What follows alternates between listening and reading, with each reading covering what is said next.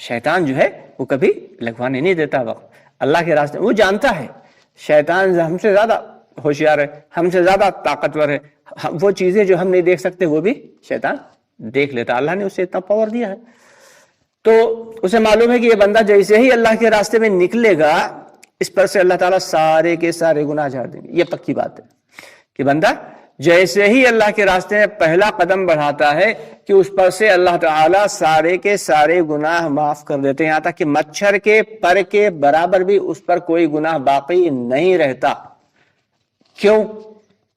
باقاعدہ دلیل ہے اس کی کہ اللہ رب العالمین نے اس کام کو نبیوں سے لیا.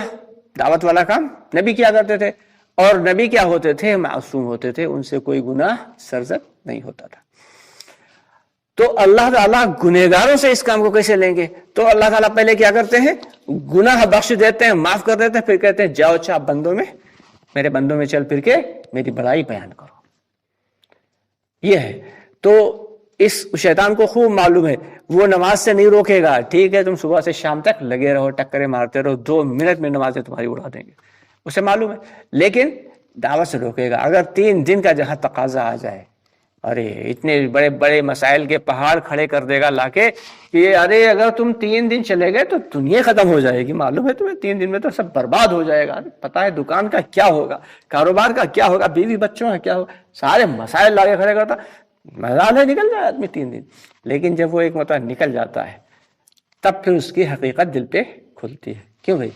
تبھی تو پتہ چلتا ہے کہ ایک آدمی جو ہے اس سے آپ یہ کہیے جس نے کبھی سیب نہ کھایا ہو کہ بھائی سیب بہت میٹھا ہوتا ہے. ہاں معلوم ہے شکر کی طرح ہوتا ہے, بس تھوڑا سا اس سے زیادہ ہی میٹھا ہوتا ہے. ارے نہیں بھائی اس سے بھی زیادہ اچھا ہوتا ہے. ہاں ہاں ٹھیک ہے شہد کی طرح ہوتا ہوئے گا, شہد سے زیادہ میٹھا تھوڑا نہ ہوتا ہوئے گا. تو زیادہ اس سے بحث کرنے کی ضرورت کیا؟ سیب کی ایک کاش کاٹی اور دے دی پھل والوں کی طرح. پھل والے کیا کرتے ہیں؟ وہ آپ دیکھنے کے لیے گئے سیب تو وہ کیا کریں گے؟ ارے لیجیے, اس نے چیک, انہیں معلوم ہوتا ہے کون سا سیب سب سے زیادہ میٹھا ہے, وہ کاٹی. آپ نہیں بھی لینے کے موڈ میں ہے لیکن وہ آپ کو ایک کاش, ارے کھا کے دیکھیے, آپ مت لیجیے گا, آپ نے کھائی آپ کو مزہ آ گیا, اچھا ٹھیک ہے بھائی 2 کلو دے دو. تو بس ایسے کرو نا, ایک جو ہے ایک مرتبہ 3 دن لگوا تو بات سمجھ میں آ جائے گی. زیادہ کچھ سمجھانے کی ضرورت ہی نہیں. تو ٹھیک اسی طریقے سے دعوت کی محنت کو کرنا ہے, حکمت کے ساتھ کرنا ہے. کہ دعوت میں کیا ضرورت ہے؟ حکمت کی ضرورت ہے. وقت شناسی, موقع شناسی اور مردم شناسی, یہ 3 چیزیں ضروری ہیں. اگر ہم دعوت کے کام کو کر رہے ہیں اور اس ایک ہی لاٹھی سے ساری بھینسوں کو ہانک رہے ہیں تو یہ حماقت ہوگی.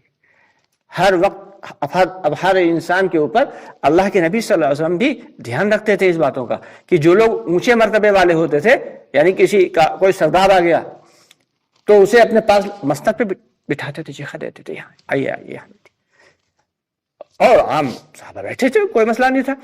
تو اس بات کا ہم سب کو دھیان رکھنا ہے کہ دعوت میں مصلحت پسندی بہت ضروری ہے. دعوت کے کام کو باقاعدہ سیکھنا پڑے گا. حضرت مولانا الیاس رحمۃ اللہ علیہ فرمایا کرتے تھے کہ مجھے جتنا دعوت کا کام سکھایا گیا ہے اس کا 1000واں حصہ میں سیکھ پایا ہوں. جتنا سکھایا گیا ہے اس کا 1000واں حصہ سیکھ پایا ہوں, اور جتنا سیکھ پایا ہوں اس کا 1000واں حصہ تمہیں سکھا پایا ہوں. حضرت فرمایا کرتے تھے. تو اندازہ لگائیں کہ اس کام کی دعوت کی خاصیت کیا ہے. یہ کوئی عام کام نہیں ہے. اللہ رب العالمین نے باقاعدہ نبیوں کو سکھایا کہ حضرت موسیٰ علیہ السلام کو سے کہا کہ جاؤ دعوت دو, جا کے کس کو؟ فرعون کو. اب فرعون کتنا بڑا, انا ربکم الاعلی, اپنے آپ کو کہتا تھا اے سب سے بڑا تو خدا میں ہوں, اور اس کے پاس بھیج رہے ہیں اللہ تعالیٰ. اور پھر موسیٰ علیہ السلام نے کہا کہ مجھے بھائی ڈر لگتا ہے کہ اتنا بڑا وہ مجھے کوئی ذکر نہ پہنچا دے. تو اللہ تعالیٰ نے فرمایا کہ اپنا عصا کو زمین پہ ڈالو, جو لکڑی پکڑے ہوئے تھے جیسے ہی زمین پہ ڈالی اور وہ ایک بھیانک قسم کا لمبا چوڑا اژدہا بن گیا. اتنا بڑا اژدہا کہ جس کے سامنے ہر چیز چھوٹی لگے. اب موسیٰ علیہ السلام ڈر گئے, پیچھے ہٹے. اب اللہ تعالیٰ کیا فرما رہے ہیں؟ ذرا آپ اسے پکڑ لو. اب موسیٰ علیہ السلام ڈر رہے ہیں, اتنا بڑا اژدہا اسے بھلا کیسے پکڑیں؟ لیکن ادھر اللہ کا حکم, چونکہ اللہ کے نبی ہیں بات کو ماننا بھی ہے. اللہ تعالیٰ نے کہا پکڑو نا موسیٰ, اس اژدہے کو پکڑو. اب وہ ہاتھ بڑھا رہے ہیں دھیرے سے اور اس کی دم کی طرف ہاتھ بڑھا رہے ہیں کہ دم کی طرف سے پکڑ لیں. کہا نہیں، اسے منہ کی طرف سے پکڑو. اللہ نے فرمایا اسے منہ کی طرف سے پکڑو. تو ایسے آستین کر کے کپڑے کا، حالانکہ آستین بچا تھوڑی لے گی، کپڑے کو ایسے کر کے آنکھیں بند کر کے اس کے منہ پہ جیسے ہاتھ رکھا دے کے وہ فٹ سے لاٹھی بن گیا، پہلے کی طرح آسا بن گیا. دیکھا اللہ نے کہا یہ میری قدرت ہے. لمحے میں اس کو آسا بنایا اور لمحے میں اسے اژدہا بنا دیا. کہا جاؤ، اب جاؤ موسیٰ علیہ السلام تو اپنے بھائی کے ساتھ جاؤ اور فرعون کو دعوت دو جا کے. لیکن پھر بھی اللہ کی محبت دیکھیے اپنے بندوں کے ساتھ کہ وہ خدائی کا دعوے دار ہے. کون ہے؟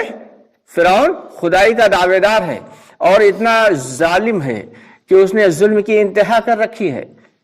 اس کے باوجود کیا کہہ رہے ہیں موسیٰ علیہ السلام سے؟ جاؤ اور سنو، ذرا نرمی سے دعوت دینا، ذرا نرمی سے دعوت دینا، ہو سکتا ہے وہ تمہاری دعوت قبول کر لے. کون کہہ رہا ہے؟ یہ اللہ تعالیٰ فرما رہے قرآن پاک میں. اللہ تعالیٰ نے بتایا، ہم سب کے آقائے نامدار محمد صلی اللہ علیہ وسلم کو بتایا گیا ہے کہ موسیٰ علیہ السلام سے کیا کہا کہ جاؤ اور موسیٰ علیہ السلام سے کہا جاؤ فرعون کو دعوت دو، ہو سکتا ہے وہ تمہاری دعوت قبول کر لے. حالانکہ اللہ تعالیٰ سے زیادہ والا کون جانتا ہے؟ جو کچھ دنیا میں ہوا، جو ہوگا اور جو ہو چکا، سب کچھ اللہ کو معلوم ہے. اللہ خوب جانتے تھے کہ وہ قبول کرنے والا نہیں ہے اور اس کا کیا حشر ہونے والا، یہ بھی اللہ خوب جانتے تھے. لیکن پھر بھی اپنے بندے کی محبت کہ جاؤ اصول نرمی سے دعوت دینا. یہ دعوت کے اصول اللہ تعالیٰ بتا رہے ہیں. ایک مرتبہ ایک آدمی کے گھر پہ جائیے، آپ دوبارہ جائیے، تبارہ جائیے، ڈپٹ دے گا. ہاں 4-6 مرتبہ جائیں گے، ارے یار سنتا تو ہے نہیں، کیا کریں اس کے یہاں جا کے. ہمارے نبی صلی اللہ علیہ وسلم ابو جہل کے یہاں کتنی بار گئے؟ 10-20 بار نہیں، 50-60-70 بار نہیں، سینکڑوں بار گئے. ایک کے پاس سینکڑوں بار گئے. یہاں تک کہ ایک مرتبہ تیز طوفان آ رہا، جھکڑ ہواؤں کے جھکڑ چل رہے، زوردار بادل ابر آلود مطلع چاروں طرف، اور بارش بھی ہو رہی، طوفان بھی چل رہا. اور آپ صلی اللہ علیہ وسلم پہنچے ابو جہل کے گھر کے سامنے اور اس کی کنڈی بجائی. اس نے دل میں سوچا کہ اس خوفناک موسم میں یقیناً کوئی ضرورت مند آیا ہوگا، کیونکہ وہ سردار تھا. تو اس نے سوچا یقیناً کوئی ضرورت مند آیا ہوگا اور جو ضرورت مند آیا ہوگا میں اس کی ضرورت ضرور پوری کروں گا. اس نے دل میں سوچا، ورنہ اس وقت کون آ سکتا بلاغت پہ. تو یہ سوچ کے اس نے جیسے ہی دروازہ کھولا، دیکھا تو سامنے حضرت محمد مصطفیٰ صلی اللہ علیہ وسلم کھڑے. پوچھا تم یہاں کیسے آئے؟ کہا میں صرف اسی کام سے آیا ہوں جس کام سے ہر بار آتا ہوں. اے ابو جہل کلمہ پڑھ لو، کامیاب ہو جاؤ گے. نہیں، اس سے پہلے تم 10 مرتبہ آ چکے ہو، تب تو میں نے کبھی پڑھا نہیں. اس سے پہلے کئی مرتبہ تم آ چکے ہو، تب تو میں نے تمہیں ڈانٹ کے بھگایا. تم اس بیانہ خوفناک قسم کے موسم میں کیوں آئے؟ کہا میں نے سوچا ہو سکتا ہے اللہ نے اس خوفناک موسم میں ہی تمہاری ہدایت لکھ دی ہو، اس لیے میں آیا. تو دوستو یہ ہے دعوت. دعوت کو بھی ہم لوگوں نے سیریسلی لیا نہیں ہے. دعوت کو ایک رواج بنا دیا. دعوت کو دعوت کی طرح، دعوت کی محنت کو دعوت کی طرح کرنا ہے، سیکھ کے کرنا ہے اور کرتے کرتے سیکھنا ہے، حکمت کے ساتھ کرنا ہے، فکروں کے ساتھ کرنا ہے، دل کی کڑھن کے ساتھ کرنا ہے. داعی کی 3 صفات تو ضروری ہیں، لازمی ہیں. داعی کے اندر 3 صفات کا ہونا لازمی ہے. اگر وہ 3 صفات نہیں ہے تو وہ داعی نہیں ہو سکتا. کامل داعی، کامل دعوت دینے والا نہیں ہو سکتا. کون سی ہیں وہ 3 صفات بھی؟